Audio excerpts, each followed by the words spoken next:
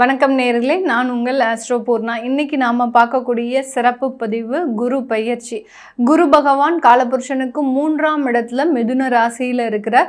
இந்த மிதுன ராசியில் இருக்கக்கூடிய அந்த குரு பகவான் வரக்கூடிய ஜூன் மாதம் 2ஆம் தேதி அந்த கடக ராசிக்கு பயிற்சி ஆகிறார். கடக ராசியில் குரு பகவான் எப்போதுமே உச்சம் பெறக்கூடிய ஒரு ஸ்தானம் தான். இந்த கடக ராசியில் பயிற்சி ஆகக்கூடிய அந்த குரு பகவான் அடுத்த வருடம், அதாவது 25ஆம் தேதி ஜூன் மாதம் 2027 வரைக்கும் இந்த கடகராசியில் உச்சம் பெற போகிறார். இந்த இடைப்பட்ட காலத்தில், இந்த ஒரு வருடத்தில் பார்த்திங்கன்னா குரு அதிசாரம் அடைவார், அடுத்து வக்ரம் அடைவார். இந்த மாதிரியான சில மாற்று பலன்களும் இருக்கும். இந்த ஒரு வருடம் இருக்கக்கூடிய அந்த குரு பகவானின் கால சூழ்நிலைகள், காலபுருஷனுக்கு 4ஆம் இடத்துல இருக்கிறார். நம்ம இன்னைக்கு பார்க்கக்கூடிய ராசி பார்த்திங்கன்னா ரிஷப ராசி. ரிஷப ராசி என்பர்களுக்கு 3ஆம் இடத்துல அந்த குரு பகவான் பயிற்சி ஆகிறார். 3ஆம் இடத்துல பயிற்சியாகி அந்த குரு பகவானின் பார்வையாகப்பட்டது விருச்சிக ராசியான இந்த ரிஷப ராசி என்பவர்களுக்கு 7ஆம் இடத்தையும், அடுத்து பார்த்தீங்கன்னா பாக்யஸ்தானமான அந்த மகர ராசியையும் 7ஆம் பார்வையாக இந்த ரிஷப ராசி என்பவர்களினுடைய பாக்யஸ்தானத்தையும் குரு பகவான் பார்வையிடுகிறார். அடுத்து இந்த ரிஷப ராசி என்பவர்களுக்கு 11ஆம் இடமான அந்த மீன ராசியை பார்வையிடுகிறார் இந்த குரு பகவான், உச்ச குரு.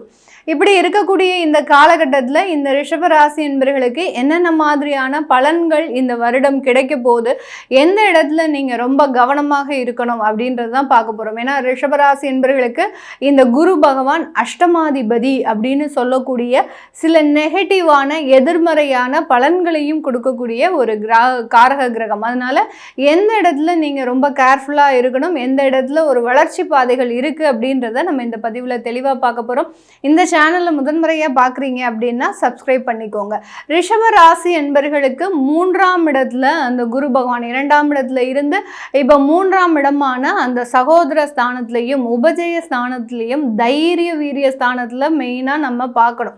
தைரிய வீரியம் அப்படின்றது தான் மிகப்பெரிய ஒவ்வொரு ராசி என்பவர்களுக்கும் உண்டான ஒரு முக்கியமான ஸ்தானமே. இந்த இடத்துல ஒரு கிரகம் இருக்குது அப்படின்னா அந்த இடத்துல இருக்கக்கூடிய அந்த கிரகங்கள் நல்ல கிரகங்களோ கெட்ட கிரகங்களோ, ஆனால் அந்த அந்த ராசி என்பர்கள் வாழ்க்கையில எப்படியாவது ஒரு போராட்டம் அடைந்து வெற்றி பெறக்கூடிய ஒரு நபர்களாக தான் இருப்பாங்க. அந்த 3ஆம் இடத்துல கிரகம் இல்லை அப்படின்ற பட்சத்துல தான் அவர்களுக்கு அந்த சில போராட்டத்திற்கு உண்டான ஒரு முடிவு அப்படின்றது இல்லாம இருக்கும். இப்போ இந்த ரிஷபராசி என்பர்களுக்கு 3ஆம் இடத்துல அந்த தைரிய வீரிய ஸ்தானத்துல குரு பகவான் வர்றாரு.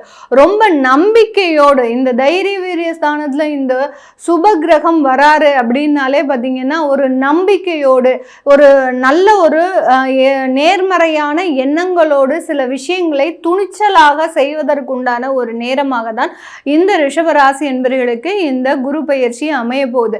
நிறைய பேருக்கு பார்த்தீங்கன்னா தொழில் செய்ய முடியாமல் சில தடங்கல்கள் வந்துக்கிட்டே இருக்கும். நிறைய விஷயங்கள்ல கடன் வாங்கியாவது நம்ம அந்த தொழிலை நல்லபடியாக செய்யணும் அப்படின்ற நிறைய முயற்சிகள்லாம் இந்த ரிஷபராசி என்பவர்கள் பண்ணியிருப்பாங்க. ஆனால் அதை செய்ய முடியாமல் ஒரு சில தடைகள் வந்துக்கிட்டே இருக்கும். அடுத்து செய்யக்கூடிய தொழில்கள்லையும் நிறைய நஷ்டங்களை இவர்கள் அனுபவிச்சுட்டு இருப்பாங்க. ஏன்னா ராசிக்கு 10ஆம் இடத்துல அந்த ராகு பகவான் இருக்கிறதுனால ஒன்னா தொழிலை நல்ல விதத்தில் எடுத்துட்டு போவார், இல்லை தொழிலே இல்லாத அளவிற்கு மிகவும் ஒரு நஷ்டத்தில் அந்த தொழிலை செய்யக்கூடிய அளவிற்கு அந்த ராகு பகவான் இப்போதைக்கு இந்த ரிஷபராசி என்பவர்களுக்கு தற்காலிகமாக செயல்பட்டு இருக்கிறார். இப்போ இந்த 3ஆம் இடத்துல வரக்கூடிய அந்த குரு பகவான் இவர்களினுடைய 11ஆம் இடத்தை பார்வையிடுகிறதுனால நிறைய தொழில் வாய்ப்புகள் இந்த ரிஷபராசி என்பவர்களுக்கு அமைய போகுது. அந்த தொழில் வாய்ப்புகளை நீங்கள் ரொம்ப ஒரு தன்னம்பிக்கையோட இதெல்லாம் நம்மளால பண்ண முடியும் அப்படின்ற மாதிரியான மிகவும் ஒரு தன்னம்பிக்கையோடு முயற்சி செய்யக்கூடிய ஒரு தருணம். முயற்சியெல்லாம் செய்கிறோம் மேடம், ஆனால் எங்களுக்கு இது நல்லபடியாக ஒரு நல்ல ஒரு மாற்றத்தை வாழ்க்கையில் கொடுக்குமா, பொருளாதார வளர்ச்சியை கொடுக்குமா அப்படின்னு கேட்டீங்கன்னா உறுதியாக 100% தொழில் ரீதியான ஒரு வளர்ச்சிகள், பொருளாதார ரீதியான வளர்ச்சிகளை இந்த ரிஷபராசி என்பர்கள் முழுமையாக பெறக்கூடிய ஒரு நேரமாக தான் இந்த குரு பயிற்சி காலகட்டம் இருக்க போது. இந்த நேரத்தில் பார்த்தீங்கன்னா 7ஆம் இடத்தையும் அந்த குரு பகவான் பார்வையிடுறதுனால சுப காரியங்கள் அப்படின்னு சொல்லக்கூடிய திருமண வைபவங்கள், அடுத்து பார்த்தீங்கன்னா வீடை புதுசாக கிரகப்பிரவேசம் பண்ணுறது, வீடு இடமாற்றம் பண்ணிக்கிறது, ஒரு நல்ல ஒரு சொகுசான ஒரு வாழ்க்கைக்குள்ள நுழையக்கூடிய ஒரு ஆரம்ப கட்டமாக தான் இந்த ரிஷபராசி என்பர்களுக்கு அந்த குருவினுடைய பார்வை ஒரு சாதகமான ஒரு வளர்ச்சியை உங்களுடைய சமுதாயத்துல இது நாள் வரைக்கும் ஒரு பின்தங்கிய நிலையில இருந்த இந்த ரிஷபராசி என்பர்கள், அதாவது ஒரு உறவினர்கள் கூடக்கூடிய இடத்துல பார்த்தீங்கன்னா உங்களுக்குன்னு ஒரு சொந்த வீடு இருக்காது. எல்லாரும் அவ்வளோ வீடு வச்சிருக்கிறோம், இவ்வளோ பவுன் நகை வச்சிருக்கிறோம், இவ்வளோ வசதிகளோட இருக்கிறோம், எங்கள் வீட்டில் இதை பராமரிக்கிறதுக்கு நேரம் இல்லை, இடம் இல்லை இப்படின்னு அவர்களினுடைய ஒரு அந்தஸ்தை பற்றியே எல்லாருமே சொல்லிட்டு இருப்பாங்க. ஆனால் நீங்கள் எந்த விதமான ஒரு வளர்ச்சியும் இல்லாமல் இன்னும் உறவினர்கள் மத்தியில் ஒரு இருந்த இடத்துலையே இருக்கக்கூடிய ஒரு சூழ்நிலையில் இருக்கிறீங்க.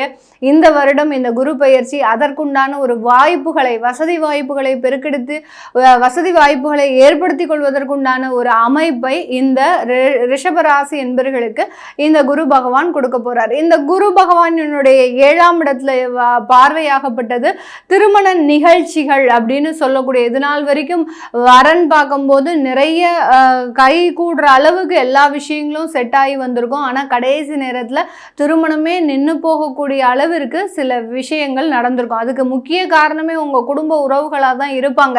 இந்த பொண்ணு சரியில்லை, இந்த வரன் சரியில்லை, இந்த பையன் நல்லா இல்லை, இந்த பையனுடைய வசதி வாய்ப்புகள் நல்லா இல்லை, சொத்து மதிப்பு இல்லை, இப்படிலாம் ஏதோ ஒரு விஷயங்களை சொல்லி சொல்லி அந்த திருமணத்தை தள்ளி போடுறதுக்கு உண்டான சில முயற்சிகள்லாம் உங்கள் உறவினர்களே பண்ணியிருப்பாங்க.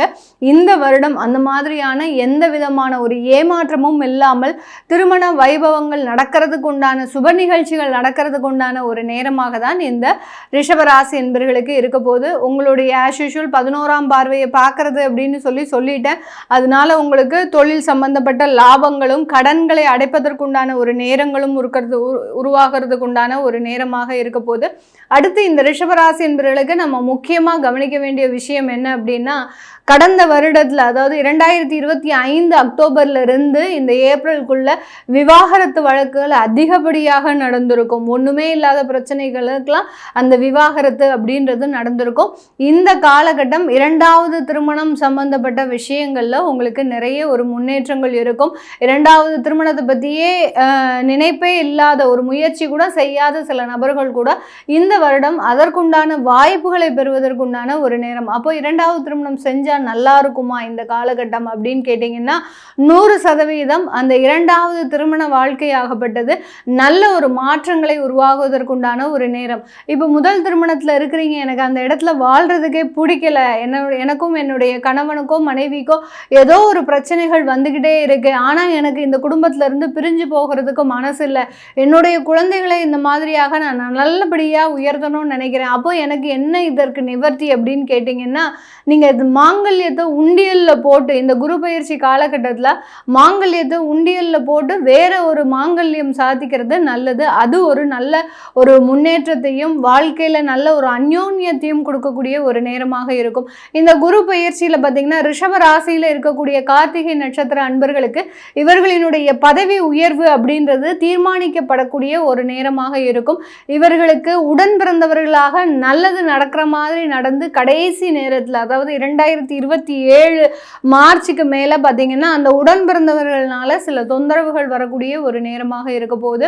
அடுத்து ரோஹிணி நட்சத்திர அன்பர்களுக்கு நிறைய சுற்றுப்பயணம் மேற்கொள்ளக்கூடிய ஒரு நேரம். ஒரு இடத்துல நீங்கள் இருந்து நிலையாக வேலை செய்ய முடியாமல் அதிகப்படியாக ஒரு சுற்றுப்பயணம் மேற்கொண்டு வேலை ரீதியாகவும் அடுத்து பார்த்தீங்கன்னா தொழில் ரீதியாகவும் நிறைய ஒரு நாட்டிற்கு சென்று உங்களுடைய வளர்ச்சிகளை பெறுவதற்குண்டான ஒரு நேரமாக இருக்க போகுது. அடுத்து மிருகசீரிட நட்சத்திர அன்பர்களுக்கு சொத்து சம்பந்தப்பட்ட வழக்குகள்ல இருந்து நிவாரணம் அப்படின்னு கிடைக்கும். 2வது திருமணம் அப்படின்னு பார்த்தீங்கன்னா இந்த மிருகசீரிட நட்சத்திர அன்பர்களுக்கு தான் மேக்சிமம் நடக்கும். இந்த 2வது திருமணத்தில் முக்கியமான ஒரு முடிவுகளை மாத்திரம் எடுங்க.